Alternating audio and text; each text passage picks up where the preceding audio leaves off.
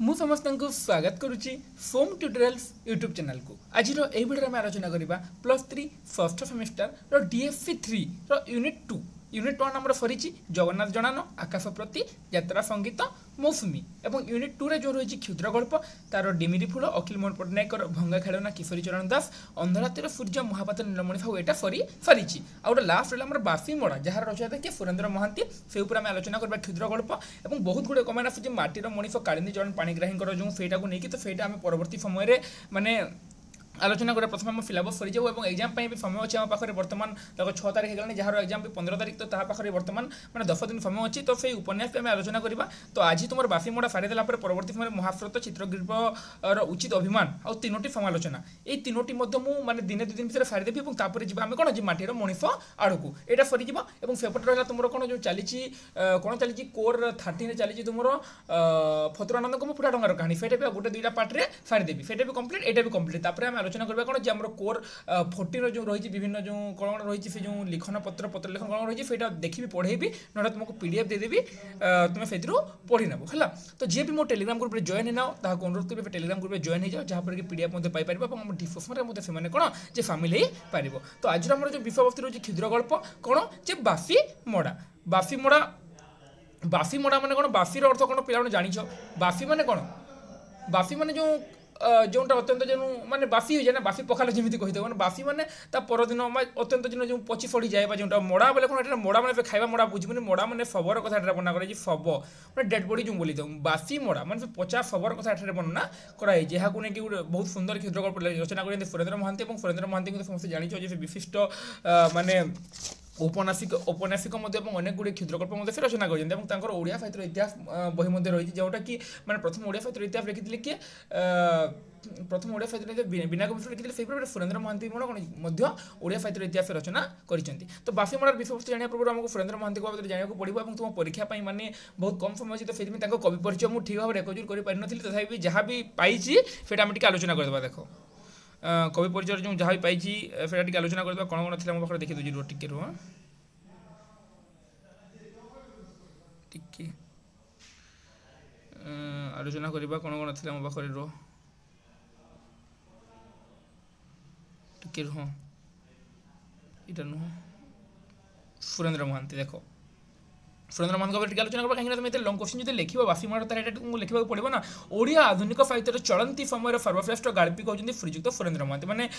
गोटे सर्वश्रेष्ठ गाल्पिक थे किए सुरेंद्र महांती शब्द कंपनर अनुमपता विषय वस्तु चयन नित्य नूतन गल्पर विषय तुम सबकि नूतनता से भरी दूसरी किए सुरेंद्र महांती जो सब नूतनता ही प्रकाश पाला गल्प उपन्यास समालोचना सृष्टि करी से ओडिया साहित्य ख्यातिनामा व्यक्तित्व पाई से गल्प उपन्यास समालोचना अनेक गुड़े सृष्टि कर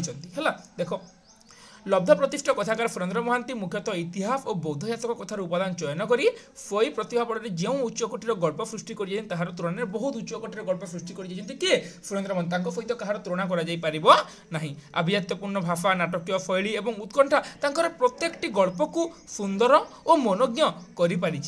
गल्प गुड़िक मार्क्स और फ्रॉडीय दर्शन प्रतिफलित होती जो गल्प गुड़िक रही है गल्प गुड़िक कौन जो पाश्चात्य जो मार्क्स और फ्रॉडीय दर्शन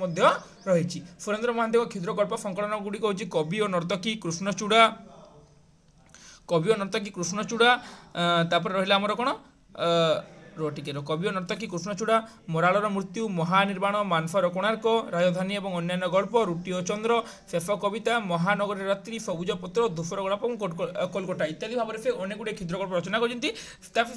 उपन्यास गुड़िक देखा से अनेक गुड़े उपन्यास रचना कर देख उपन्यास गुड़िक की फोन यहाँ किमिति गोटे स्क्रीनशॉट नहीं गली ये टिके रुह तो अनेक गुड़े देख जी से स्वाधीनतर काल प्रख्यात उपन्यासिक देख अनेक गुड़े से पढ़ा गल्प उपन्यास गुड़िक देख जे कॉलेज बय बधु प्रिया सहस्र सज्जार नायिका तिमिर तनया नेति नेति विशृंखला हसगीति अचलायन कालांतर प्रभृति उल्लेखयोग्य अंध दिगंत गोटे कौन राजनैतिक उपन्यास यहाँ गोटे सामाजिक उपन्यास जहाँ पढ़ा कॉलेज बय बधुप्रिया सहज समाज जिन को प्रतिफलित होती अंध दिगंत गोटे राजनैतिक उपन्यास 1921 1952 मसीहा पर्यंत राजनैतिक पृष्ठभूमि यह रचित कौन अंध दिगंत ऐतिहासिक उपन्यास नीलशैल कृष्णवेणी सन्ध्या आजीवकर अट्टहास्य शताब्दीर सूर्य कूलवृद्ध होची कोन चरित्रमूलक उपन्यास। नीलाद्रि विजय जगन्नाथ केन्द्र उपन्यास। नीलाद्रि विजय जगन्नाथ केन्द्र रचना कर भाव से कौन जे नीलशैल से कौन पाई नीलशैल से केन्द्र साहित्य एकाडेमी पुरस्कार पाई। नीलशैल किए नीलशैल केन्द्र साहित्य एकाडेमी पुरस्कार पाई सुरेन्द्र महांती। तो बुझीगला तो आम कही परिचय भाव जान उपन्यास और गल्प तुम टिके लिखिदेव है केत लिखिदेव। तो तापर आस आम विषयवस्तु आड़क आम जापर कौन जे आम जाना जे सुरेन्द्र महांती माने कवि परिचय संपर्क में आलोचना करी कवि परिचय से गार्पिकों परिचय संपर्क में सुरेन्द्र महांती बाबद जाना और गल्प और उपन्यास ये लिखिदे तुम चारिटा लिखिदे भी गोटे पाखापाखि गोटे पैराग्राफ तुम कवि परिचय लिखिदे सरला। तो सुरेन्द्र महांती बाबद जाना बर्तमान से विषयवस्तु बासीमोड़ा विषयवस्तु रही कौन से आम आलोचना करवा। देख बासीमोड़ा आरंभ करें आम क्षुद्रकल्प समस्त पिला ध्यान सहित शुण कहीं बहुत इंपोर्टेंट और माने तुमको मुझे कहे तुमको जो हिसाब से पढ़ाई तुमको बारंबार भी कहे तुमको जहाँ पढ़ाऊँ तुम नोट बनावर कौन आवश्यकता ना तुम डायरेक्ट पढ़ शुण बुझे और ये ही तुम आराम से लंग क्वेश्चन लिखिदे पार। तो आज आलोचना करें बासीमोड़ा आमर आज विषयवस्तु मेडिकल वार्ड तो बासीमोड़ा मैंने जानी 50 शव को लेकिन वर्णना कराई कौन अच्छी कौन नहीं फिर तुमको जो एवं कहीदेवी तेरे तुमको गल्प शुणा मजा लगे तो से तुमको किसी कहूनी सीधा सीधा गल्प आरंभ करवा। मेडिकल वार्ड बारंडारे गोटे दुर्गंध फंतफंतिया अंधकार कोण खंडे छिंडा कंबल निधि कानगोईर मोड़ा गुड़ा हो पड़ी। निधि कानगोईर मोड़ा निधि कानगोईर मोड़ा माने निधि कानगोईर शव गुड़ा हो पड़ी। मेडिकल वार्ड बारंडारे गोटे दुर्गंध फंतफंतिया अंधकार कोण खंडे छिंडा कंबल निधि कानगोई मोड़ा गुड़ा हो पड़ी। रातिटा एठारे मोड़ा रखापी अनुमति मिली। सकालू मोड़ा न उठिले मेहंतर उठाई नेब। डाक्तरखाना नियम गोटे डाक्तरखानार कथा वर्णना कराई कौन जगह डाक्तरखाना आम जानू परवर्त समय फिर पढ़ा तो गोटे डाक्तरखानार कथा वर्णना कराई से डाक्तरखाना कौन निधि कानगोईर शव पड़ी तो अनुमति मिली रातिटा जाए से शव पड़े राति जाए जदि जदि कहीं न नि फोकियो परिजन लोक आत्मीय परिजन लोक जब कहीं न नि शव को ताहले फेटा कौन जे मेहंतर उठाई नेब से जो कर्मकर्ता नहीं बाहर फोपाड़ी देवे। ब्रजबंधु गोटे दीर्घ निश्वास पकाई बाहर अंधार राति आ मेघ भर को अने रही फांथी निधि कानगोई फाथी अच्छा ब्रजबंधु बोले जड़े व्यक्ति तो से कौन दीर्घ निश्वास पकाई बाहर अंधार राति आ मेघ भर को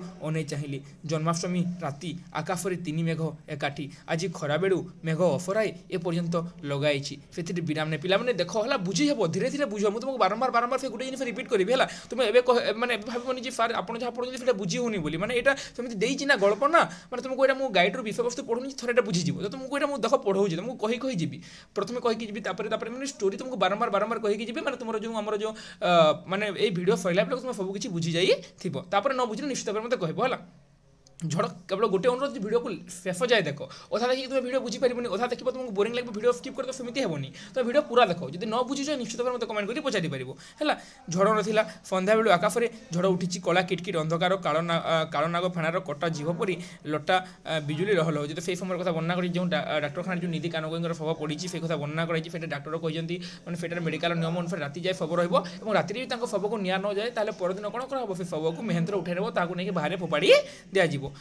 निधि कानगोईर मोड़ा बाफी है आउ कि उपाय अच्छी हरिपुर गाँ यू 12 माइल मीटर निधि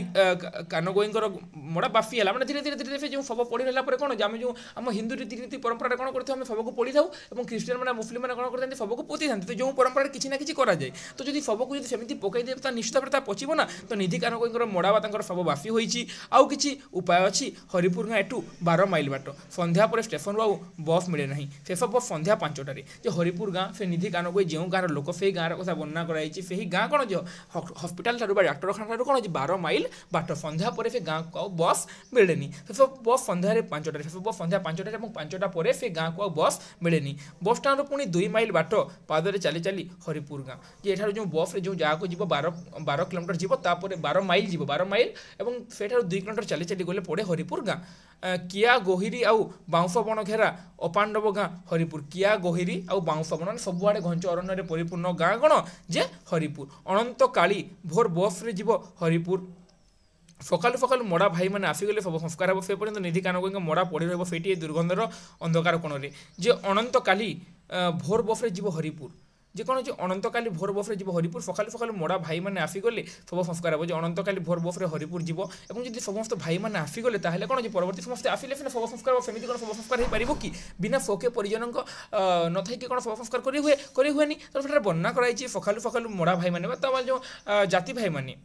मड़ा भाई मैंने मड़ार भाई मैंने से जो सब भाई मैंने जाति भाई मैंने घर परिवार लोक मैंने आसिले कौन संस्कार हे से पर्यंत निधि कानगोई मड़ा पड़ी रही यही दुर्गंध रही जे पर्यंत घर कहीं न आसी स्वकीय परिजन कहीं न आसी से पर्यंत मड़ा फेटी से अंधकार कोण डाक्तखानार अंधकार कोण फेटी पड़ी रही कुकुर दुईटा कुकुर कामुड़ी कामुड़ी निधि कानगोई मड़ा आड़े धाई आसिले कुकुर दुईटा कुकुर कौन अच्छे मड़ा आड़े धाई आसिले क्या मड़ा आड़े निधि कानगोई कला छौ छौका दुईटी कुकुर शबर पचा मांस गंध नाकपुड़ा फुले से आग्रहण करते भितर बिजुली आलुआ गोटे कुकुर मुनिया दांत और लहल जीभ पर झिकझिक करता निधि कानगोई मड़ा अल्प दूर दुईटा कुकुर दुईटा परस्पर प्रति दांत देखाई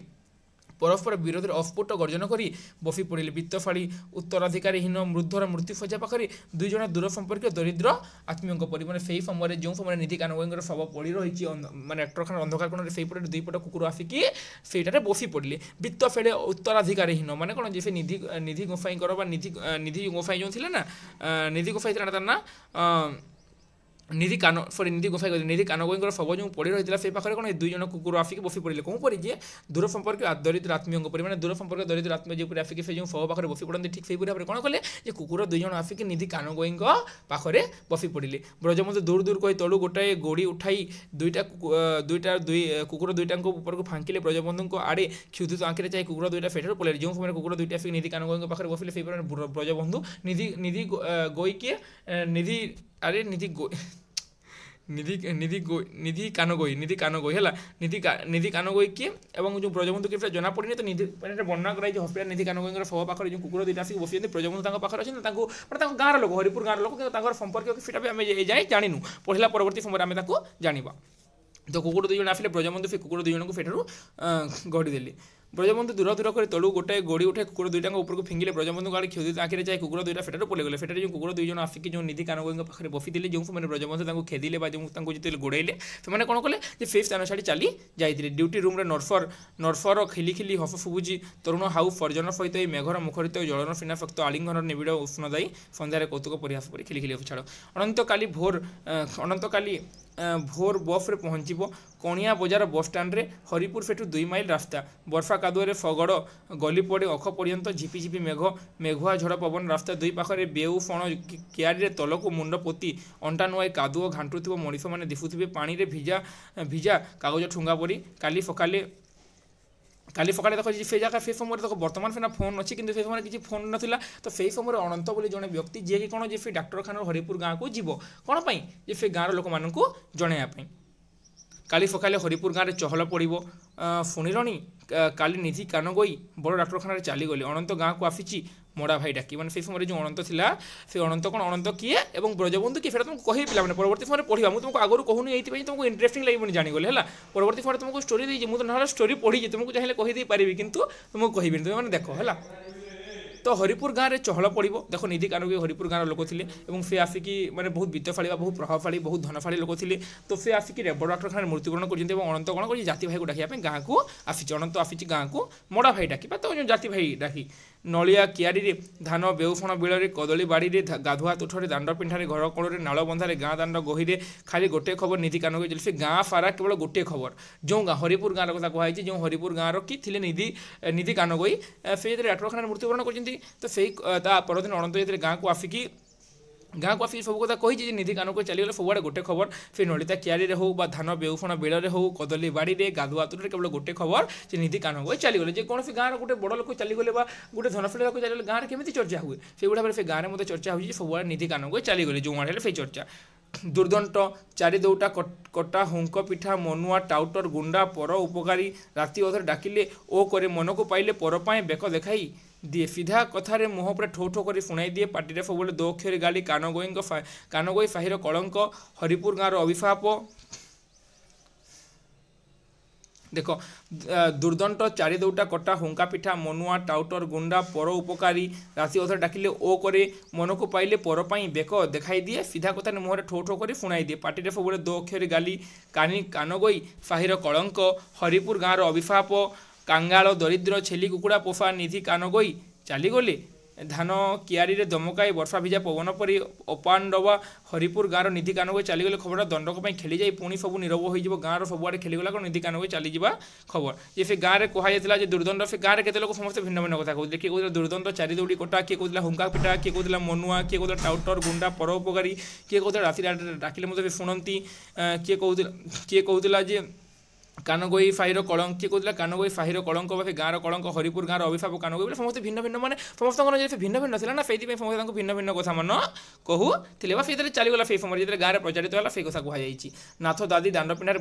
ବସିଥିବେ ମୁଣ୍ଡରେ ଛିଣ୍ଡା ମଫଳର ଗୁଡ଼େଇ ଦେହ ଉପରେ ଖଣ୍ଡେ କମଳ ଢାଙ୍କି ଫସେ ଯେପରି ମାର୍ଗଶିର ମାସ ସକାଳୁ ଉଠି ସେ ଦମେ ଖାଁ ଖାଁ କାଫନ୍ତି ତା ଉପରେ ଉପର ସାହିକୁ ଆସିଥିବା 15 ଦିନ ତଳର ଖବରକାଗଜ ଖଣ୍ଡ ନାକ ଆଗରେ ଚଷମା ଲଗାଇ ପଢ଼ନ୍ତି ବିଧବା ଭଉଣୀ ନିଫି ବୟସ 60ରୁ ଟପିଲାଣି ଗୋଟିଏ ଆଲୁମିନିୟମ ଡେକ୍ଚିରେ ଅଧ ଡେକ୍ଚି ନାଲି ଟକଟକ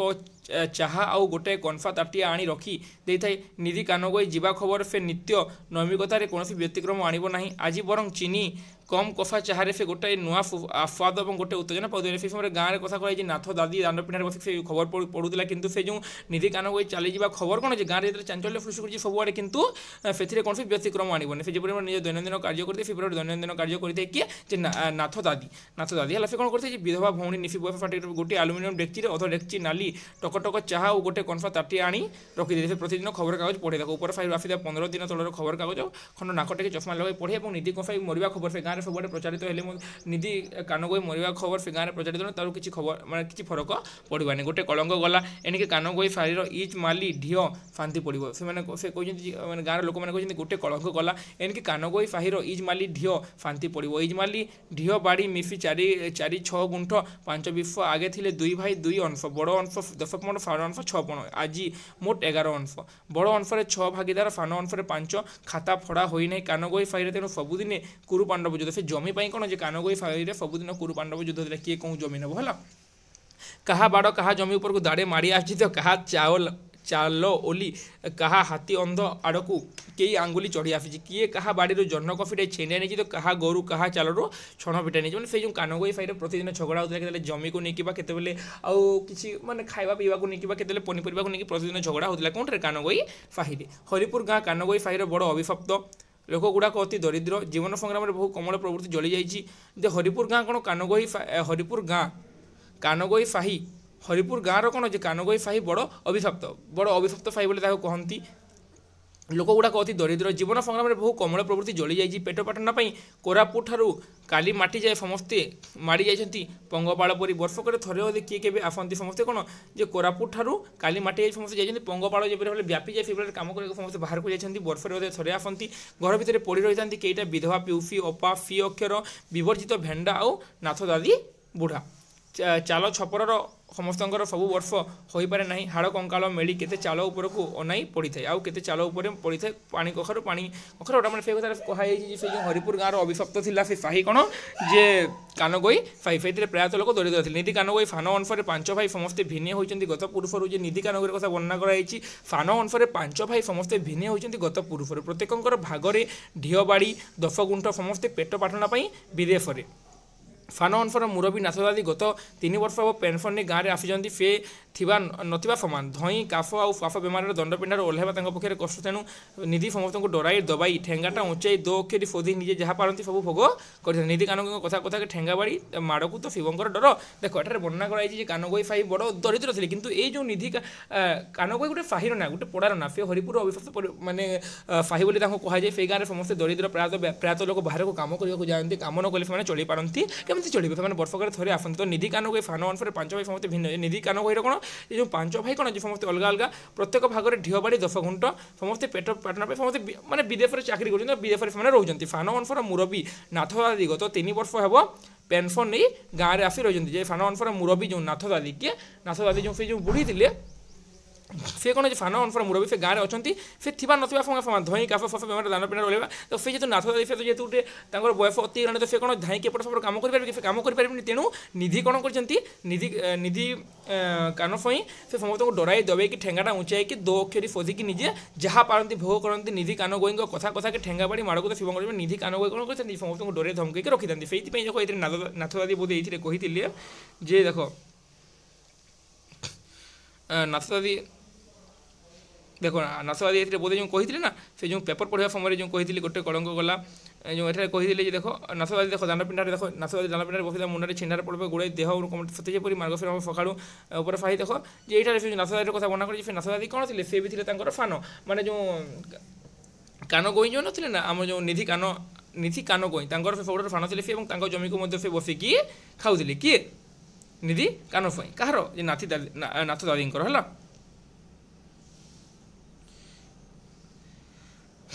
माड़ को तो शिवंकर निधि कान गई कौन कथा कथा ठेंगा बाड़ी समस्त डरैकी फे निधि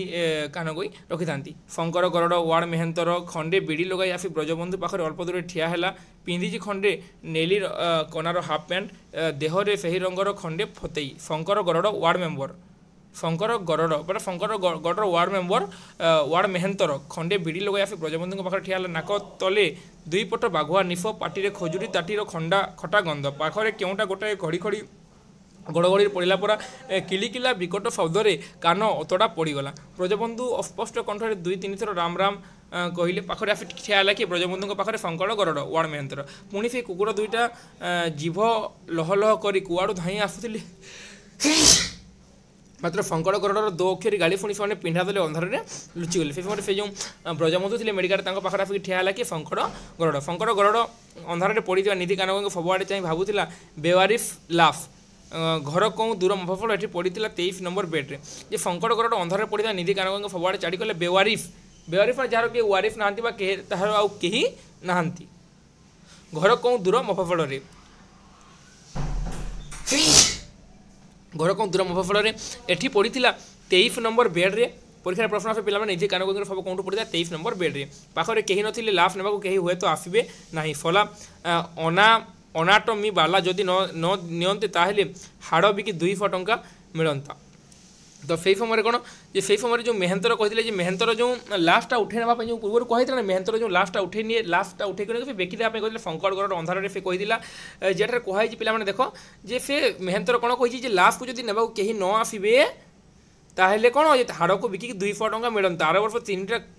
कलेरा रोगी लास्ट मिलता अनाटमी बाला भी छुईले ना शंकर गरड़ घरे गोटे प्रकार माटी कुंड अच्छे से हाइड्रोजेन पारक्साइड पानी भर्ती कर लाफ गुड़ा फिजाई हाड़ बाहरी करता से कौन करते घर गोटे हाइड्रोजेन पारक्साइड अच्छे मेहंतर से जो मेडिकल जो नहीं जो अरे से जो मुर्दा मूर्ति जो यहाँ करते जो से कौन करता घरे गोटे हाइड्रोजेन पारक्साइड पानी भर्ती कर लाफ गुड़ी फिजाई से हाड़ बाहरी करता से हाड़ को बिक्री करूला आर वर्ष गोटे देहर हाड़ खंजीदेली 150-200 टंका बिक्री होता ए वर्ष दाम बढ़ी आर वार्डर मधु जमादार एवं गोटे मनीष कंकाल बिक्री कला 250 टंकार से कही से जो लाफ बिक कथा कही मेहंतर कौन से जो हस्पिटाल दुर्गंध हे फिर लास्ट को किए नब लास्ट को मेहंतर नहीं कि कौन करे नहीं बिक्री करे तो पूर्व वर्ष जो बिकी 150-200 टंकार बिकी 150-200 टंकार बिकी कि एथर दाम बढ़ी कहीं जो वार्ड आर वार्डर जो मधु जमादार से गोटे नहीं बिकी 250 टंकार कहुई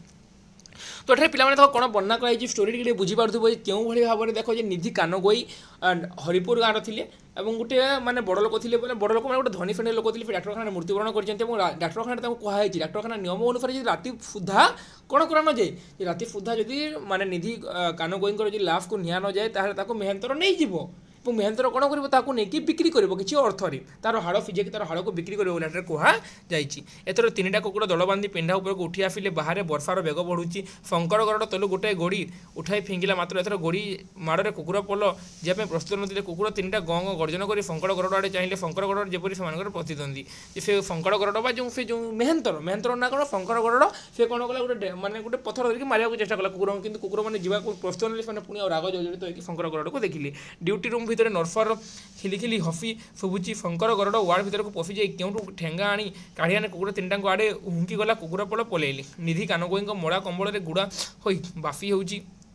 धीरे धीरे कौन निधि कानगोई मड़ा कंबल गुड़ा हो बाफी होची राति 9टा बाजिला वर्षा छाड़बार लक्षण दिशुना निधि कानगोई फाई भाई इज माली ढिओ नाना बांटकुंड जह्नी कफी बा काउडी छिंडाई नाना वास्तव और कल्पित घटना नाना विभत्स कलहर अश्लील गाड़ी गोलज पुणी ठेंगा उंचा उंचा नाना तिक्त श्रुति को निमज्जित कर ब्रजबंधुंकर मन पड़ुला निधि कानगोई रुक्ष दारिद्र्य निपीड़ित अश्लील जीवन में जहाँ किसी अସୁନ୍ଦर स्मरणीय निधि भाई बयसरे थे प्राय 15 वर्षर बड़ निधि भाई कौन निधि थे कौन कहार ब्रजबंधुंकर 15 वर्षर बड़ मृत्यु अद्भुत मृत्युर निष्करुण कफटी पथरे जीवनर स्वर्णद्युति फुटे मृत्यु तेणु जीवनर चरम सार्थकता मृत्यु जीवन चरम सार्थकता मृत्यु नितांत सत्य जी मोरे सी जीति जाए निधि कानगोई जीति आज तेणु अश्लील जीवन में जहाँ किसी सुंदर स्मरणीय से सब ब्रजबंधु तुहाई तुहाई मन पकाउले से जो निधि कानगोई सहित बिताई से अतीतर मुहूर्त गुड़िक सब कौन भाली होता आम समय कौन कि आम घर लोग जब मृत्युकरण करें कि आम परिवार लोग मृत्युकरण कले कौन आम तार पूर्व स्मृति को मन पकई तुहाई तुहाई कि कांदी था अभिशप्त हरिपुर गाँ अभिशप्त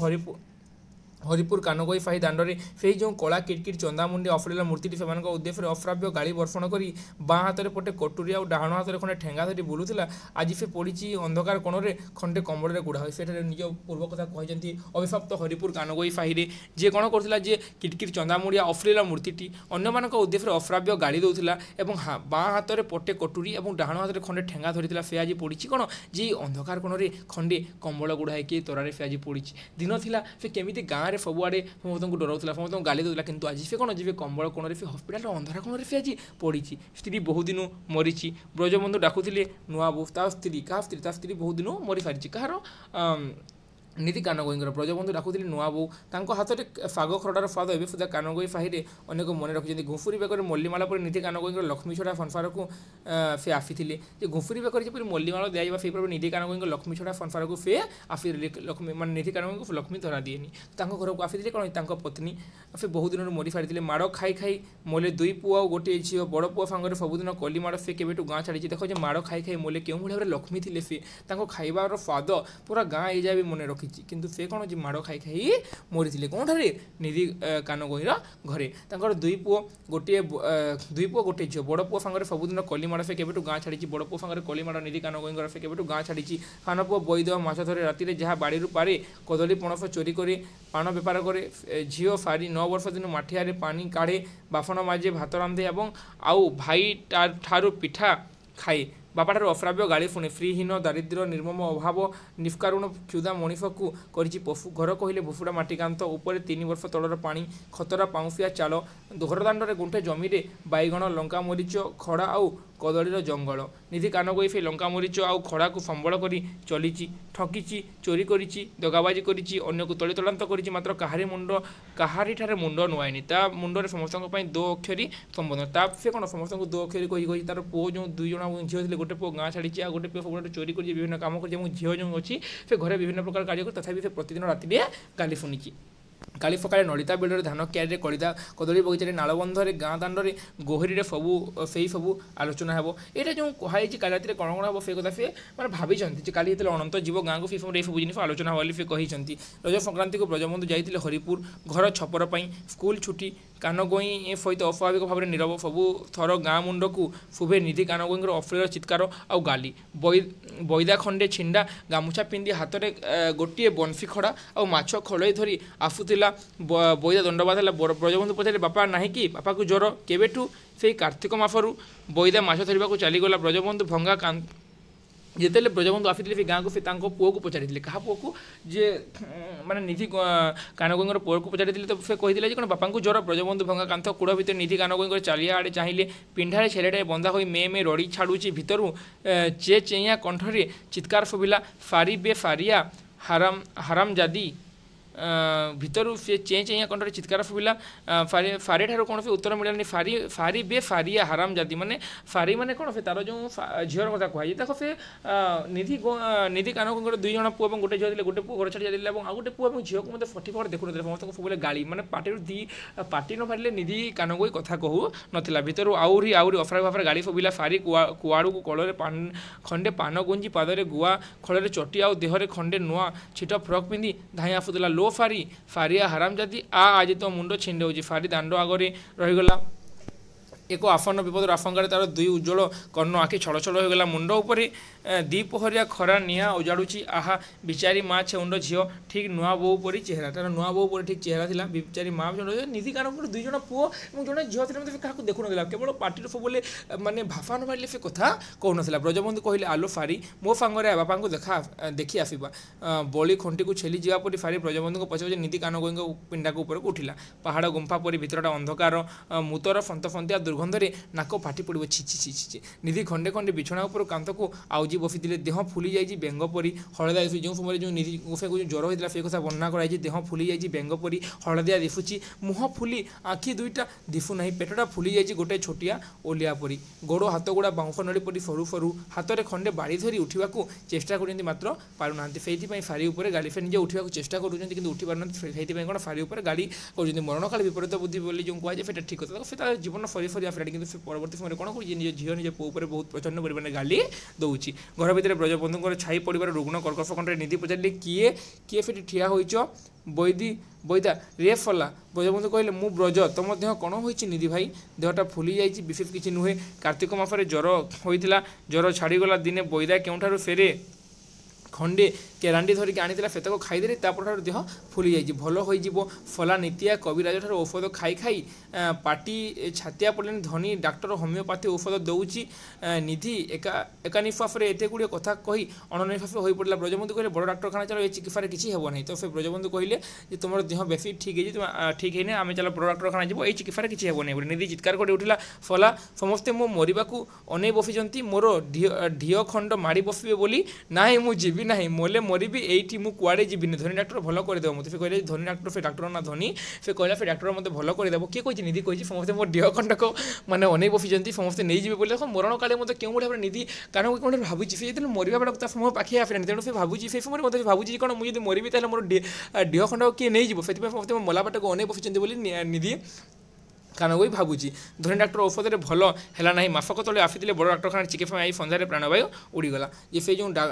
ଧନୀ ଡାକ୍ତରଙ୍କର ଔଷଧ କ'ଣ ଦେହ ଭଲ ହେଲା ନାହିଁ। ମାସକ ତଳେ ଆସିଥିଲେ ବଡ଼ ଡାକ୍ତରଖାନାରେ ଚିକିତ୍ସା ପାଇଁ, ମାସକ ତଳେ କ'ଣ ବଡ଼ ଡାକ୍ତରଖାନାରେ ଚିକିତ୍ସା ପାଇଁ ଆସିଥିଲେ କିନ୍ତୁ ଆଜି ସନ୍ଧ୍ୟାରେ ତାଙ୍କର ପ୍ରାଣବାୟୁ ଉଡ଼ିଗଲା। ଏ ତାଙ୍କ ମଡ଼ା କମ୍ବଳ ଗୁଡ଼ା ହୋଇ ପଡ଼ିଛି ସେଠି। ବର୍ଷାର ସାମାନ୍ୟ ବେଗ କମି ଆସିଛି। ଅଳ୍ପ ଦୂରରେ ବାରଣ୍ଡାରେ ଦୁଇଟା ମଣିଷ ଛାଇ ପଡ଼ିଲା। ପିସ୍ ହୋଇ ଦୁଇ ଜଣ କଥାବାର୍ତ୍ତା ହେଉଛନ୍ତି। ରାତି 11ଟା ବାଜିଗଲାଣି। ବ୍ରଜବନ୍ଧୁ ମନେ ମନେ ଚିନ୍ତା କରୁଛନ୍ତି ଏଥର ଉଠିବେ ବୋଲି, କିନ୍ତୁ ନିଧି କାନଗୋଇଙ୍କର ମଡ଼ା ଏଠି ପକାଇ ଯିବେ କିପରି ତାହା ହିଁ ସମସ୍ୟା। ବ୍ରଜବନ୍ଧୁ ମନେ କରୁଛନ୍ତି ଏଥର ଉଠିବେ, ମାନେ ସେଠି ରାତି 11ଟା ହେଲାଣି, ସେଠାରେ ବସିଛନ୍ତି କିନ୍ତୁ ସେଠାରେ ଉଠିବେ କେମିତି? ନିଧି କାନଗୋଇଙ୍କର ମଡ଼ା ସେଠି ପଡ଼ିଛି କିନ୍ତୁ ତାକୁ ସେ ଛାଡ଼ି ଯିବେ କିପରି ତାହା ହିଁ ସମସ୍ୟା। ଛାଇ ଦୁଇଟା ପାଖେଇ ଆସିଲା। ଶଙ୍କର ଗରଡ଼ ଆଉ ମଧୁ ଗଚ୍ଛିତ। ରାତି ଡ୍ୟୁଟିରେ ଜମାଦାର ଦୁହିଁଙ୍କ ଓଠରେ ଦୁଇଟା ବିଡ଼ ଜ୍ୱଳନ୍ତା ଗୁଡ଼ ଅନ୍ଧାରରେ ଦପ୍ ଦପ୍ ହେଉଛି। ତ ସେ କଥା ବର୍ଣ୍ଣନା କରାଯାଇଛି ଯେ ଏଇଟା ସେ ହରିପୁର ଗାଁର କଥା ବର୍ଣ୍ଣନା କରାଯାଇଛି। ସେ ଗାଁରେ ନିଧି କାନଗୋଇ ଥିଲା, ମାନେ ସମସ୍ତଙ୍କୁ ଗାଳି ଦେଉଥିଲା, ସମସ୍ତଙ୍କୁ ଧପଡ଼ା ଧପଡ଼ି କରୁଥିଲା ଏବଂ ସେହି ସମୟରେ ତାର ଦୁଇ ଜଣ ପୁଅ ଏବଂ ଗୋଟେ ଝିଅ ମଧ୍ୟ ଥିଲା। ଗୋଟେ ପୁଅ ଗାଁ ଛାଡ଼ି ଯାଇଥିଲା, ଗୋଟେ ପୁଅ ଗାଁ ଛାଡ଼ି ଚାଲି ଯାଇଥିଲା ଏବଂ ଆଉ ଗୋଟେ ପୁଅ ମାନେ ଘରେ ବିଭିନ୍ନ ପ୍ରକାର ଚୋରି କରିକି ବିଭିନ୍ନ ପ୍ରକାର ସେ ଯେଉଁ ମାଛ ଧରା ଧରି ଏପରି କାମ କରିକି ସେ ଚଳୁଥିଲା ଏବଂ ଗୋଟେ ଝିଅ ଥିଲା ଏବଂ ପ୍ରତିଦିନ ନିଧି ମାନେ କାନଗୋଇର ମୁହଁରୁ ଗୋଫାଇଁ ହେଇଯାଉଛି ପିଲାମାନେ ହେଲା। ନିଧି କାନଗୋଇର ମୁଖରୁ ଭାଷା ନ ବାହାରିଲେ ସେ କଥା ବାହାରୁନଥିଲା। ସେଇଥିପାଇଁ ପରବର୍ତ୍ତୀ ସମୟରେ ତାର ଦେହ ଅସୁସ୍ଥ ହୋଇପଡ଼ିଛି ଏବଂ ସେ ଗାଁର ଔଷଧ ଖାଇଛି, ସମସ୍ତଙ୍କର ଔଷଧ ଖାଇଛି କିନ୍ତୁ ଭଲ ହୋଇନାହିଁ ଏବଂ ସେ ଆସିଛି ବ୍ରଜବନ୍ଧୁଙ୍କ ସହିତ, ତାଙ୍କ ସାଙ୍ଗ ବ୍ରଜବନ୍ଧୁଙ୍କ ସହିତ ସେ ବଡ଼ ଡାକ୍ତରଖାନା ଆସିଛି ଏବଂ ମାସକ ପରେ ସେଠାରେ ଚିକିତ୍ସିତ ଅବସ୍ଥା ହେଉଥିବାରେ ସେ ମୃତ୍ୟୁବରଣ କରିଛି। ମୃତ୍ୟୁବରଣ କଲା ପରେ ଡାକ୍ତରଖାନାର ନିୟମ ଅନୁଯାୟୀ ତାପରେ ଆରମ୍ଭ ହୋଇଛି ପ୍ରଥମ ବିଷୟବସ୍ତୁ ହେଲା। ତ ମୃତ୍ୟୁବରଣ କରିଛି ଏବଂ ତା ପରବର୍ତ୍ତୀ ସମୟରେ ସେଠାରେ କୁହାଯାଇଛି ଯେ ମାନେ ଘଣ୍ଟାକ ମଧ୍ୟରେ ଏଇ ରାତିକ ମଧ୍ୟରେ ଯଦି ଶବ ନ ନିଆଯାଇ ତାହେଲେ ତାକୁ ମେହେନ୍ତରେ ଉଠାଇ ନେବ ବୋଲି କହିଛନ୍ତି ଏବଂ ସେହି ସମୟରେ ତାକୁ ଜଗିକି ବସିଛନ୍ତି କିଏ? ବ୍ରଜବନ୍ଧୁ। ତ ସେହି ସମୟରେ ସେଠାରେ ବସିଛନ୍ତି। ଆଉ ସେହି ସମୟରେ ପରବର୍ତ୍ତୀ ସମୟରେ ଆସିଛନ୍ତି। ଶଙ୍କରଗଡ଼ ପଚାରିଲେ କିଏ ବସିଛ ସେଠି? ବ୍ରଜବନ୍ଧୁ କହିଲେ ମୁଁ। ଶଙ୍କର ପଚାରିଲେ ଏ ଲାଷ୍ଟ ତମର, କେତେବେଳେ ଉଠିବ? ବ୍ରଜବନ୍ଧୁ କ'ଣ ଉତ୍ତର ଦେବେ ଭାବି ନ ପାରି ନୀରବରେ ବସି ରହିଲେ। ଶଙ୍କର ପୁଣି ପଚାରିଲେ ଏ ଲୋକ ଆଉ କିଏ ନିଜ ଲୋକ ଅଛନ୍ତି? ତ ସେହି ସମୟରେ ଶଙ୍କରଗଡ଼ ଆଉ ସେ ମେହେନ୍ତର ଦୁଇ ଜଣ, ଯେଉଁ ଶଙ୍କରଗଡ଼ର ଗୋଟେ ୱାର୍ଡ଼ର ଆଉ ଗୋଟେ ଯେଉଁ ଦୁଇ ଜଣ ଲୋକ ଆସିଲେ ନା, ଗୋଟେ ଶଙ୍କରଗଡ଼ର ଆଉ ଗୋଟେ ଅନ୍ୟ ୱାର୍ଡ଼ର ଯେଉଁ ହେଲା, ଗୋଟେ ନିଜ ୱାର୍ଡ଼ର ଆଉ ଗୋଟେ ଅନ୍ୟ ୱାର୍ଡ଼ ଯେଉଁ ଦୁଇ ଜଣ ଆସିଲେ, ଦେଖ ଦୁଇଟା ଛାଇ ଆସିଲେ। ଶଙ୍କରଗଡ଼ ମଧୁ ଗୋଛେଇତ ବୋଲେ ଆମ ଉପରେ ଯେଉଁ ପଡ଼ିଛି ଶଙ୍କରଗଡ଼ ମାନେ ସେଇ ୱାର୍ଡ଼ର ମେହେନ୍ତର, ଯେଉଁ ୱାର୍ଡ଼ରେ ତାଙ୍କର ଲାଷ୍ଟ ପଡ଼ିଥିଲା ନିଧି କାନଗୋଇଙ୍କର ଏବଂ ଆଉ ଗୋଟେ ହେଉଛି କିଏ? ଆଉ ଗୋଟେ କିଏ? ନିଧି କାନଗୋଇ ହେଉଛି ଅନ୍ୟ ୱାର୍ଡ଼ର ହେଲା। ଫରି ନିଧି କାନଗୋଇ କହିଥିଲେ ଆମର ଯେଉଁ ଶଙ୍କରଗଡ଼ ଆଉ ମଧୁ ଗଚ୍ଛିତ, ଶଙ୍କରଗଡ଼ ସେ ୱାର୍ଡ଼ର ଏବଂ ମଧୁ ଗଚ୍ଛିତ ସେମାନେ ମେହେନ୍ତର କାର୍ଯ୍ୟ କରୁଥିଲେ। ସେମାନେ ନେଇକି ହାଡ଼କୁ ସିଝାଇକି ସେ ହାଡ଼କୁ ବିକ୍ରି କରିକି ଅର୍ଥ ଉପାର୍ଜନ କରୁଥିଲେ। ତ ସେମାନେ ଶଙ୍କର ପଚାରିଛି ଲାଷ୍ଟର ତୁମେ କିଏ ଆଉ କିଏ ଆସିବ ବୋଲି ପଚାରିବ। ବ୍ରଜବନ୍ଧୁ କହିଲା କାଲି ସକାଳେ ସମସ୍ତେ ଆସିବେ, ତା ପୁଅ ଆସିବ। ଗାଁ ଏଠୁ 12 ମାଇଲ ରାସ୍ତା, ସେଥିରେ ପୁଣି ମେଘ, ରାତିରେ ଲାଫ୍ ଏଇଠି ରହିବ। ଶଙ୍କର କହିଲା ଲୋକଟା ଏଠି 23 ନମ୍ବର ବେଡ଼୍ରେ ମାସେ ପଡ଼ି ରହିଥିଲା, ତା ନିଜ ଲୋକ କେହି ଆସିବା ଦିନ ଦେଖିଲି ନାହିଁ, ଆଉ ସେଇଟା ମରାଣି କିଏ ଆସିବ? ବ୍ରଜବନ୍ଧୁ ନୀରବରେ ବସି ରହିଲେ। କାଲି ସକାଳ ସେ ମାନେ ମେହେନ୍ତର ମୋତେ ପଚାରିଲା ଏରା ଲୋକଟା ମାସେ ହେଲେ ପଡ଼ି ରହିଛି, କେହି ତ ଆସିନାହାନ୍ତି, କାଲି କିଏ ଆସିବ? ବ୍ରଜବନ୍ଧୁ ନୀରବରେ ବସି ରହିଲେ। କାଲି ସକାଳେ କିଏ ଆସିବ? ବ୍ରଜବନ୍ଧୁ ସେଇଆ ମନେ ମନେ ଚିନ୍ତା କରିଥିଲେ। ବ୍ରଜବନ୍ଧୁ ଭାବୁଥିଲେ କାଲି ସକାଳୁ କିଏ ଆସିବ? ବୈଦ ଆସିବ। बड़ पुओ माधव बापा मरिया खबर सुधा पाइब ना बड़ पुओ थिला माधव सान पुओ थिला बैद और तार जो गोटे झील से थिला फारी तो बड़ पुओ बापा सहित गाड़ी लगे चली जाता तो बापा मरिया खबर सुधा पाई नथिबो बैद आसिबो बैद सान पुओ नाथ दादी आसबे ना आसबार आसवा न आसवा सामान चफा फाइया मड़ा भाई कुंज फाई कहे आसबार लाभ कौन सी तो मड़ा छुईबे नहीं आउ किए आसब नाथ दादी आसबे नहीं बड़ पुओ खबर पाइनी सान पुओ आसबे आउ किए आसब शंकर पचार तुम कौन राति सारा जगी बसब ना राति सारा जगी बसबी केमी राति उजागर फल नाना कल्पित व्याधि आक्रमण आशंका आतंकित करदेला से पुणी से पुणी सर्दी खरा बेले देह कफ मफ माने ठंडा होता तो राति केमी जगी बसबे से कथा से सबुले भावुँ कि ब्रजबंधु है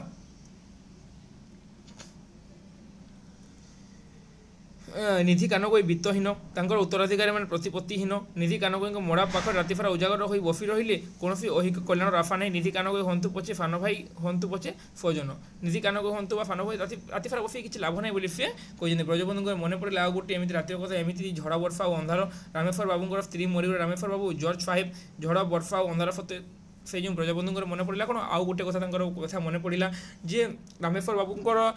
रामेश्वर बाबू स्त्री मरी जाते थे रामेश्वर बाबू जॉर्ज साहेब थे झड़ वर्षा और अंधार सत्वे आत्मीय स्वजन और आहूत अनाहूत लोक गली से दाण्ड पूरीगला वर्षार शवदाह हे किपरि आउ कौन बासी मड़ा हे मारवाड़ी मान घर राति अधरे बुआ हो आसिला केरपाल ब्रजबंधु को कहीं अनुरोध करना जॉर्ज साहेब व्यापार में सामान्य स्कूल शिक्षक ब्रजबंधु को किए अनुरोध कर कहीं जॉर्ज साहेब जो व्यापार करते सामान्य स्कूल शिक्षक थे ब्रजबंधु किए अनुरोध कर रामेश्वर बाबूर पिलामान फिर ट्यूशन करती सत मात्र मारवाड़ी मान घर केरपाल आने सामान्य स्कूल शिक्षक अपेक्षा आहरी बहुत धनी मानी गणी लोक मैंने केरपाल आसिला मात्र ओदा काठर निआ धरब किपरि काठ ओदा हो गुआ घी ढलिले काठ निभ ना राति 12टा बेले एत घी आसब क्योंठि दले छुटिले घी संग्रह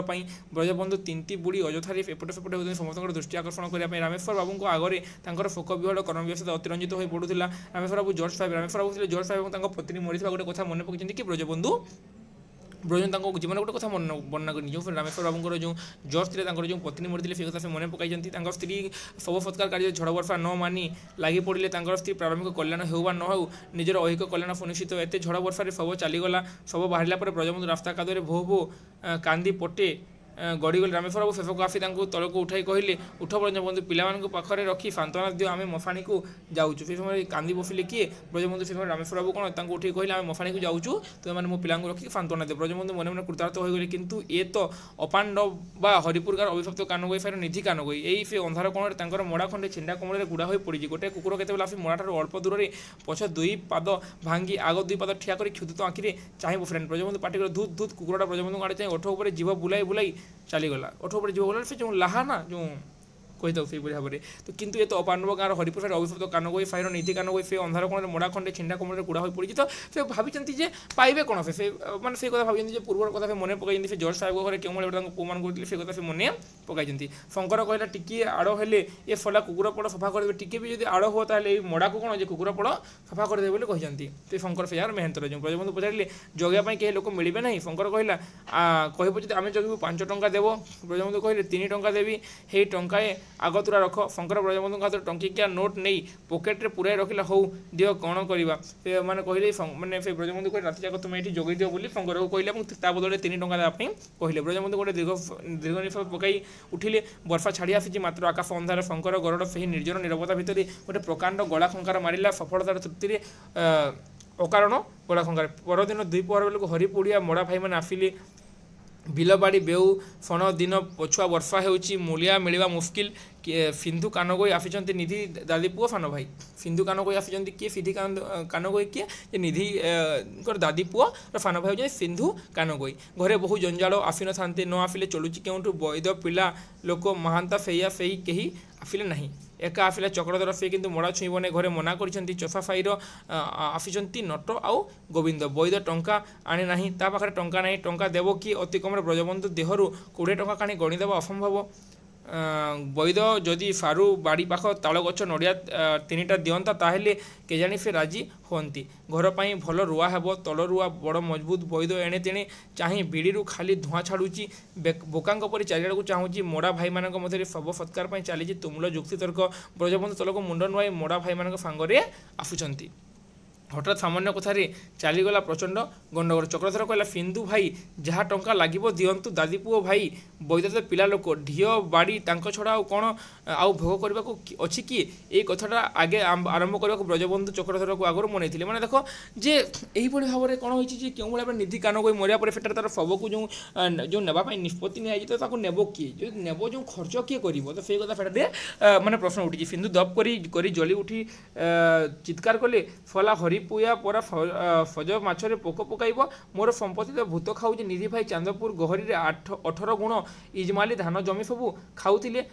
ଭାଗ ମାଗିଲେ ଠେଙ୍ଗା କାଢ଼ନ୍ତି। ସେ କହିଲେ, ନିଧି ଭାଇ କ'ଣ କରୁଥିଲେ? ଯେ ଚାନ୍ଦପୁର ଗାହିରେ ଯେଉଁ 18 ଗୁଣ ଇଜମାଲି ଯେଉଁ ଧାନ ଜମି ଥିଲା ସବୁକୁ ସେ ଖାଉଥିଲେ, ଯଦି ଭାଗ ମାଗିଲେ ତାଙ୍କୁ ଠେଙ୍ଗା କାଢ଼ନ୍ତି। ଆଉ ମୁଁ ଯାଉଛି ବୈଦା ସମ୍ପତ୍ତିକୁ ଆଙ୍କି ଦେବାକୁ। କାହିଁକି ତମେ ଦେଉନ ଚକ୍ରଧର? ତମ ବାପା ମଲେ ଯେ ଦେହରେ ପୋକ ପଡ଼ିଗଲା, ତମ ମହାମହନ୍ତିଆ ଶବ ନେବା ପାଇଁ ବାହାରିଲେ ନାହିଁ। ନିଧି ଗୋଇଁ ଫଡ଼ାରୁ ମାନେ ସେଇ ସମୟରେ ଯେଉଁ ଯେ ପୂର୍ବରୁ ସେ ନିଧି ଗୋପାଇ କ'ଣ କରୁଥିଲା, ତାଙ୍କ ଜମିକୁ ଯିଏ ବି ଆଖି ପକାଉଥିଲା ବା ଯିଏ ବି ତାକୁ ଭାଗ ମାଗୁଥିଲା ତାହା ଉପରେ ଠେଙ୍ଗା ଉଠୁଥିଲା। ତ ଏହି ସମୟରେ ବର୍ତ୍ତମାନ ନିଧି କାନକରେ ଯେଉଁ ଶବ ଯିବ, ଯେଉଁ କୋଣଟାକୁ ଯେଉଁ ମଶାଣିକୁ ଯେଉଁ ଯିବ, ସେଠାରେ ସେ ସବୁକୁ ନେବ କିଏ? ଟଙ୍କା ଦେବ କିଏ? ସେ କଥା ବର୍ତ୍ତମାନ ପ୍ରଶ୍ନ ଅଛି ସୃଷ୍ଟି କରିଛି। ଚକ୍ରଧର ଆଉ ସିନ୍ଧୁଙ୍କ ମଧ୍ୟରେ କଥା କଟାକଟି କ୍ରମେ ହାତ ଉଠାଉଠି ପର୍ଯ୍ୟନ୍ତ ଗଲା। ଅବସ୍ଥା ଏତେ ଏଆଡ଼େ ଗତି କରିବ ବୋଲି ବ୍ରଜବନ୍ଧୁ ଭାବିନଥିଲେ। ତାଙ୍କର ମଧ୍ୟସ୍ଥତା କଲି ଛିଣ୍ଡିଲା। ସ୍ଥିର ହେଲା ମୋଡ଼ା ତ ବାଫି ହେଲାଣି, ଶବଦାହ କରିବା ମହାଜଞ୍ଜାଳ, ନଈରେ ଭସାଇ ଦେଲେ ଛିଣ୍ଡିଯିବ। ଡାକ୍ତରଖାନା ଠେଲା ଗାଡ଼ିରେ ଠେଲି ନେଲେ ଚଳିବ, କୋକେଇ ବାମ୍ଫ ଦରକାର ନାହିଁ। ସେହି ସମୟରେ ସମସ୍ତେ ନିଷ୍ପତ୍ତି ହେଲା ଯେ କ'ଣ ଯେ ଶବ ଆଉ ଦାହ କରାଯିବ ନାହିଁ, କାହିଁକିନା ମୋଡ଼ା ତ ବାଫି ହେଲାଣି, ତାକୁ ନେଇକି ନଈରେ ଭସାଇ ଦେଲେ ପଟିଯିବ, କାହାରି ଅର୍ଥ ବି ଖର୍ଚ୍ଚ ହେବ ନାହିଁ। ଡାକ୍ତରଖାନା ଠେଲା ଗାଡ଼ିରେ ଠେଲି ନେଲେ ଚଳିବ, ଡାକ୍ତରଖାନା ଠେଲା ଗାଡ଼ିରେ ଠେଲି ନେଇକି ଆମେ ଯଦି ତାକୁ ନଦୀରେ ଭାସି ନେବା ତାହେଲେ ଚଳିବ ବୋଲି ସେମାନେ କହିଲେ। ମାତ୍ର ନିଧି କାନଗୋଇଙ୍କ ମୋଡ଼ା ସକାଳୁ ମର୍ଗକୁ ଉଠି ଯାଇଛି। ବେୱାରିଫ ଲାଫ୍ ରାତି ପାହାନ୍ତାରୁ ଦେଲେ କୁକୁର ମୋଡ଼ା ଉପରେ କମ୍ବଳଟା ଟାଣି କାମୁଡ଼ି କାମୁଡ଼ି ଖାଇବାକୁ ୱାର୍ଡ ମେହେନ୍ତ୍ର ଡାକ୍ତର ହାତରେ ଲାଫ୍ ଉଠାଇ ନେଲେ ମର୍ଗକୁ। ମୋଡ଼ା ଦେହ କାଟି ଫର୍ମାଲିନ୍ ଦେଇ ଫିକ୍ସ କରାଗଲାଣି ଡିକେକ୍ସନ୍ ପାଇଁ, ଆଉ ମୋଡ଼ା ମିଳିବ ନାହିଁ।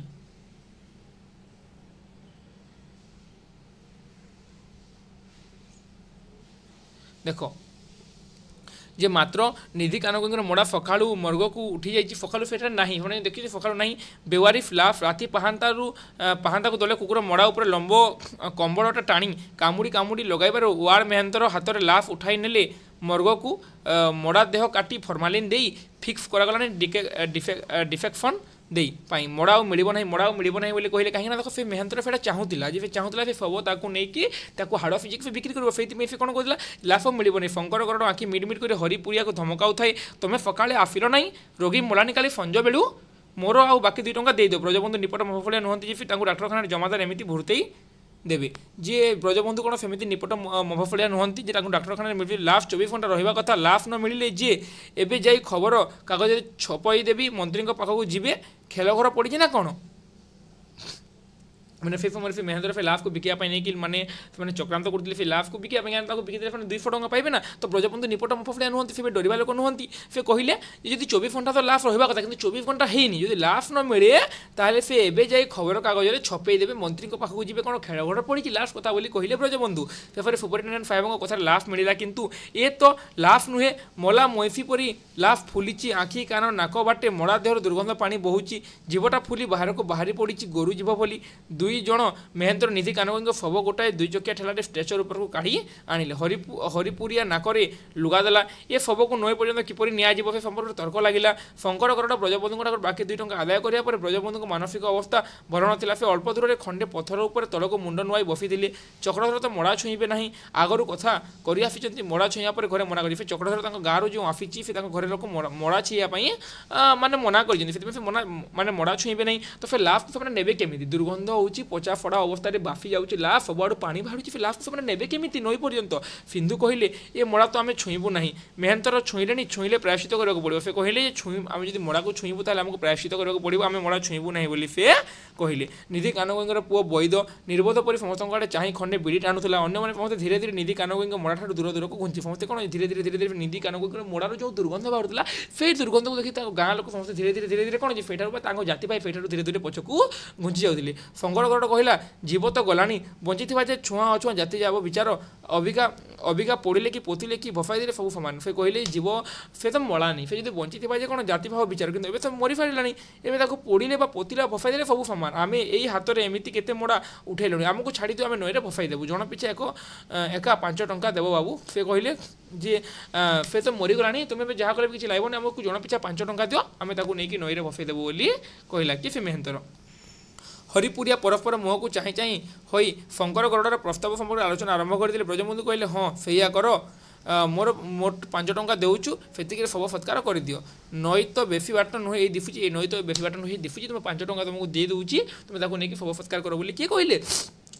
जे ब्रजबंधु से मेहंतर को कहले से कहले जन पिछा 5 टंका किंतु ब्रजबंधु कहले मोर 5 टंका दौଛୁ तुम तो नई पाखरे तुम ताको नहीं भसाई दियो समस्त अल्प दूर नई बंध उपर झंकालिया बरगछ आड़े अनाइले कौ कालर बुढ़ा बरगछ उपर खंडे धूलिया मेघ जमी झुली पड़ी केतेक फागुणा से बरगछ उपर चकर खाई उड़ुंट शंकर कहला हौ जहाँ से शंकर मेहंतर जो 2 जन मेहंतर थे ना गोटे ए वाटर गोटे अन्य वाटर तो कहले जहाँ दौच दियो नई बाबू 5 टंकार काम तुम जहाँ दौच दियो कि 5 टंकार काम नुहे आप जहाँ दौरान दिंतु आम ताको नहीं भसाई देव से मेहंतर 2 जन कहले ब्रजबंधु पकेट 5 टंकिया नोट खंडे काढ़ी शंकर हाथ में देले आम जाऊँ एथर सबको नहीं टी बेसी पानी भसाई देव जमी कूलर लगी अटक नहीं जाए से समय ब्रजबंधु कहले तुम सबको नहीं जमी पानी भसाई देव जोटा कि सेमती माने जमी पानी भासीज आउ जमी कूलर लगी न अटकी से भाव में ध्यान देव बोली महेंद्र को किए कहले ब्रजबंधु कही सिंधु कहले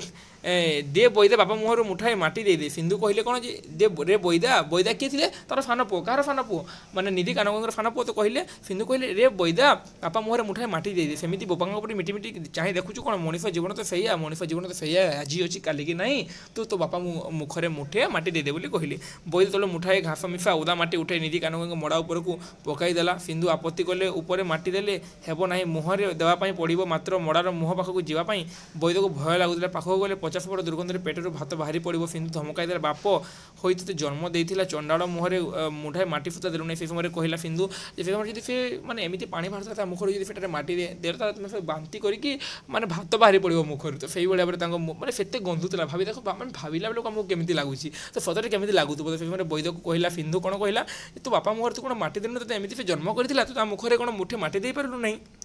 मात्र बैद तलु आउ मुठाए माटी उठाऊ उठाऊ शंकर गरुड़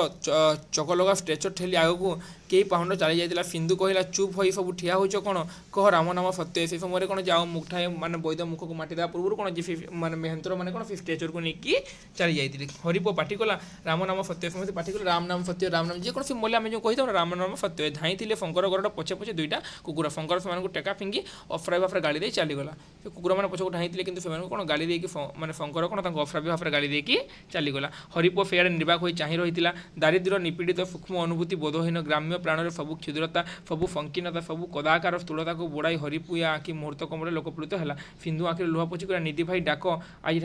निभिगला सिंधु आखिर लुह बुझे कहला कौन निधि भाई डाक आज लिभिगला शुणा जीवन निधि भाईर डाक आज आम शुणा पाइबा नहीं बोली से कहला बैद इलो बापलो बाहुनी बाहुली तले लुटी पड़ बैद कौन कल बापलो बापलो बोली तले लुटी पड़ा ब्रजबंधु को 2 आखि लुहार छड़ छड़ हो आसिला से सांत्वना दे बैद को तलू उठाऊ उठाऊ उठाऊ निजे कांदी पकाइले शंकर गरुड़ तथापि से पर्यंत अदृश्य होई नथिला एई आग मोड़े से ही अस्त गछ बांकी निधि कानगंगर मड़ा आउ दिशब ना से आड़े समस्त लुह छड़ छड़ आखिरे अनाई रही आग मोड़े से अस्त गछ पाखे बांकी गले मैंने से शंकर गरुड़ से पर्यंत मैंने फिदा फिदा जाऊला से पर्यंत से बंका होता है दिशब ना से पर्यंत समस्त सबको देखुले सिंधु 7 दिन तलू रूढ़ नकटा 2 गाल 2 बिंदु लुह थपथप हो गड़ी पड़ूला चक्र थरंकर बुढ़ियानी जालपरी रेखा टणा फुकिला मुहरे टाण डाखा गुड़ाक लुहरे कमल हो आसिला बैद तले माटी 2 आंठू पर मुंड रखी बाहुनी बाहुनी निज बापांकर से श्रुति को से बाहुनी बाहुनी कानिबाक लगिला नट और गोविंद उदास आखिरे अल्प दूर क्रमे अदृश्य हो आसुवा शंकर गरुड़ और निधि कानगंग मड़ा आड़े चाह रही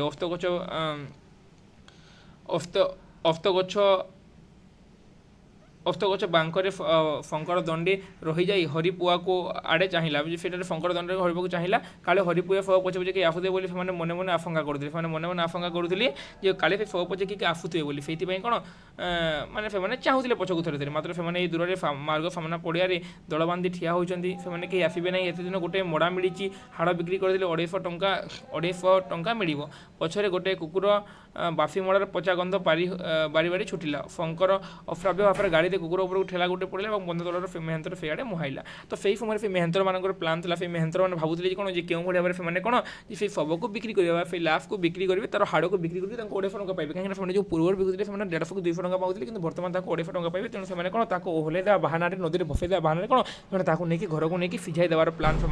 करते 2 जन मेहंतर मिसिकी तो यही भाव में से बाफी मड़ार विषय वस्तु सुरेन्द्र महांती बर्तमान गल्पटी सरी जाइए पे आशा करी समस्त बुझी जाइए कहीं यहाँ टिके माने সেই টাইপ্র গল্প হল। তো ডিমিটি ফুল ভঙ্গা খেলনা এবং অন্ধরাত্রির সূর্য এটা সমস্ত বুঝি যাই। তো যদি এটা টিকে ডিফিকল্ট লাগে তাহলে 2 মার্কের তুমি পড়ব এবং লং কোশ্চিন পড়ব না এবং সেইটা লং কোশ্চিন পড়ি তুমি আরামসে মানে লিখি দিয়ে পার। 4টি দিয়েছি তার মানে আমি 3টা পড়লে লং কোশ্চিন সফিসিয়েন্ট হয়ে যাব হল। তো আশা করছি নিশ্চিত ভাবে সমস্ত কিছু বুঝাই দেব। আউ থরে বি কହି দেছি যে বাফি মরা যে সেটা হরিপুর গাঁর কথা বর্ণনা করে নিধি কানগোই সে গাঁরে ଥିଲେ ସେ ଗାଁରେ ସମସ୍ତଙ୍କୁ ହୁଡ଼ା କୁଦା କରୁଥିଲେ ସମସ୍ତଙ୍କୁ ସେ ଯେଉଁ ଥିଲେ କାନଗୋଇ ଫାଇ ଥିଲା କ'ଣ ଯେ ହରିପୁର ଗାଁର ମାନେ ଅଭିଶପ୍ତ ସେଇ ଜାଗାରେ ସେ ମାନେ ତାଙ୍କ ସମସ୍ତ ଭାଇ ବିଦେଶରେ ରହୁଥିଲେ କାହାର ନିଧି କାନଗୋଇ ଏବଂ ସେ ଗାଁରେ ବହୁତ ଗୁଡ଼ିଏ ଜମିକୁ ନିଜ ଆୟତ୍ତରେ ରଖିକି ଚାଷବାସ କରୁଥିଲା। କିନ୍ତୁ ପରବର୍ତ୍ତୀ ସମୟରେ ତାକୁ ଗାଁରେ ଜ୍ୱର ହୋଇଛି। ବ୍ରଜବନ୍ଧୁ ମହାନ୍ତି ସେ ଗାଁକୁ ଆସିଛନ୍ତି। ସେ ଗାଁର ବ୍ରଜବନ୍ଧୁ ମହାନ୍ତି କିଏ ଥିଲେ ନିଧି କାନଗୋଇଙ୍କର ସାଙ୍ଗ। ତ ସେଇ ଯେଉଁ ବ୍ରଜବନ୍ଧୁ ଗାଁକୁ ଆସିଛନ୍ତି ସେ ନିଧି କାନଗୋଇ ଅନ୍ୟ ଡକ୍ଟରଙ୍କ ଠାରୁ ମାନେ ମେଡ଼ିସିନ୍ ନେଉଥିଲେ ବା ଔଷଧ ଖାଉଥିଲେ କିନ୍ତୁ ଠିକ୍ ହେଉନଥିଲେ। ତେଣୁ ବଡ଼ ଡାକ୍ତରଖାନାକୁ ତାଙ୍କୁ ଆଣିଛନ୍ତି ନିଧି କାନଗୋଇଙ୍କୁ କିଏ ଜାଣିଛନ୍ତି ବ୍ରଜବନ୍ଧୁ ତାଙ୍କୁ ବଡ଼ ଡାକ୍ତରଖାନାକୁ ଆଣିଛନ୍ତି ଏବଂ ମାସେ ଚିକିତ୍ସା କଲା ପରେ କ'ଣ ଯେ ନିଧି ଗୋସାଇଁ ପ୍ରାଣତ୍ୟାଗ କରିଛନ୍ତି। ପରବର୍ତ୍ତୀ ସମୟରେ ତାଙ୍କ ବଡ଼ ପୁଅ ତାଙ୍କ ଘରେ ନେଇ ତାଙ୍କ ସାନ ପୁଅ ଆସିକି କ'ଣ ଯେ ତାଙ୍କ ସାନ ପୁଅ ବୈଦ ଆସିକି ସେଇଠାରେ ତାଙ୍କୁ ମୁହଁରେ ମାଟି ଦେଇଛି ଏବଂ ତାଙ୍କୁ ମେହେନ୍ତର ମାନେ ନେଇକି ନଦୀରେ ଭସେଇଦେବା ନାଁରେ ସେମାନେ ସେଇ ଲାଭକୁ ନେଇକି ବିକ୍ରି କରିଛନ୍ତି। ଏହା ହିଁ ଥିଲା ବାଫି ମଡ଼ାର ବିଷୟବସ୍ତୁ ହେଲା। ତ ତଥାପି ଯଦି କେହି କିଛି ବୁଝିପାରିନଥାଉ କାହିଁକିନା ଦେଖ ଏଇଟା ତ ମାନେ ଟିକେ ଲାଗିବ ସେମିତି କାହିଁକିନା ଏ ଷ୍ଟୋରିଟା ସେମିତି ଦେଇଛି। ତ ଏହାର PDF ଦେଇଦେବି ଯେ ବୁଝି ନ ପାରିଲେ PDF ମୋତେ ଦେଇଛି। ମୁଁ ଏ ଭିଡ଼ିଓ ବନେଇ ନଥାନ୍ତି କିନ୍ତୁ ବହୁତ ଗୁଡ଼ିଏ କମେଣ୍ଟ ଆସୁଥିଲା ତ ସେଇଥିପାଇଁ ଭିଡ଼ିଓଟା ବନେଇଦେଲି। ତାର ଚରିତ୍ର ଗୁଡ଼ାକ ଏବଂ ଯାହା ତୁମକୁ ମୁଁ କହିଲି ଆଉଥରେ ମୋତେ ବୁଝିବାକୁ ଚେଷ୍ଟା କରିଛି ତଥାପି ବୁଝି ନ ପାର ତାହେଲେ ମୋତେ କହିବ ମୁଁ ତୁମକୁ ଆଉଥରେ ସେଇଟା ମାନେ ଭିଡ଼ିଓଟା ବନେଇକି ବୁଝେଇଦେବି। ତ ନିଶ୍ଚିତ ଭାବରେ କେମିତି ଲାଗିଲା ଭିଡ଼ିଓଟା କମେଣ୍ଟ କରି କହିବ କାହିଁକିନା ମାନେ ବାଫି ମଡ଼ା ତ ମାନେ ମୁଁ ଯାହା ଭିଡ଼ିଓ ବନେଇଲି ମାନେ ମୋତେ ତ ବୋରିଂ ଲାଗିଲା। ତ ତୁମକୁ କେମିତି ଲାଗିଲା ନିଶ୍ଚିତ ଭାବରେ ମୋତେ କହିପାରିବ। ବାକି ଯେଉଁ ଗଳ୍ପନା ତୁମକୁ ପଡ଼ିଛି ସେଇଟା ଠିକ୍ ଲାଗୁଥିବ କିନ୍ତୁ ଏଇ ଯେଉଁ ଗଳ୍ପ ନା ଏଇଟା ଟିକେ ଅଡ଼ ଅଛି ମାନେ ତୁମକୁ ବୁଝିଲା ବେଳେ ଟିକେ ଡିଫିକଲ୍ଟ ଲାଗିପାରେ। ତ ସେଇଥିପାଇଁ ଭିଡ଼ିଓଟା କେମିତି ଲାଗିଲା ମୋତେ ନିଶ୍ଚିତ ଭାବରେ ତୁମେ ସମସ୍ତେ କମେଣ୍ଟ କରି କହିପାରିବ। କିଛି ବି ଡାଉଟ୍ ଥାଏ ତାହେଲେ ମୋତେ ପଚାରି ପାରିବ। ଡିସ୍କ୍ରିପ୍ସନରେ ମୋର ଇନଷ୍ଟାଗ୍ରାମ ଲିଙ୍କ୍ ଦେଇଦେଇଛି, ମୋର ଫେସବୁକ୍ ଲିଙ୍କ୍ ଦେଇଦେଇଛି। ମୋତେ ପର୍ସନାଲ ମେସେଜ୍ କରି ମୋତେ ପଚାରି ପାରିବ ଏବଂ ୟୁଟ୍ୟୁବରେ ମଧ୍ୟ ভিডিও তলে কমেন্ট করি পচারি পারিব। এবং যে বি টেলিগ্রাম গ্রুপে জয়েন হয়ে নাও টেলিগ্রাম গ্রুপে জয়েন হয়ে যাও যাফলে তোমার এই PDF মধ্যে তোমাকে মু টেলিগ্রাম গ্রুপে ଦେଇଦେବି ହେଲା। ତ ନିଶ୍ଚିତ ଭାବରେ ମୋତେ ପଚାରିବ ବାଫି ମଡ଼ା ମାନେ କେଉଁ ଭାବରେ ସେ ଯେଉଁ ପଚା ମଡ଼ାର କଥା ବର୍ଣ୍ଣନା କରାଯାଇଛି, କେଉଁ ଭାବରେ ନିଧି କାନଗୋଇଙ୍କ କଥା ବର୍ଣ୍ଣନା କରାଯାଇଛି, କେଉଁ ଭାବରେ ସେ ହରିପୁର ଗାଁରେ ଥିଲେ, ହରିପୁର ଗାଁର କେଉଁ ଭାବରେ ଅଭିଶାପ ଥିଲେ, ସେ ସବୁ କଥା ଆମେ ଆଲୋଚନା କଲା। ତ କିଛି ଡାଉଟ୍ ଥାଏ ନିଶ୍ଚିତ ଭାବରେ ମୋତେ କମେଣ୍ଟ କରି ପଚାରି ପାରିବ। ରହୁଛି ଧନ୍ୟବାଦ। ଜୟ ଜଗନ୍ନାଥ। ପୁଣି ଥରେ ସମସ୍ତଙ୍କୁ ହୃଦୟରୁ ଧନ୍ୟବାଦ। ଜୟ ମା ସମଲେଇ।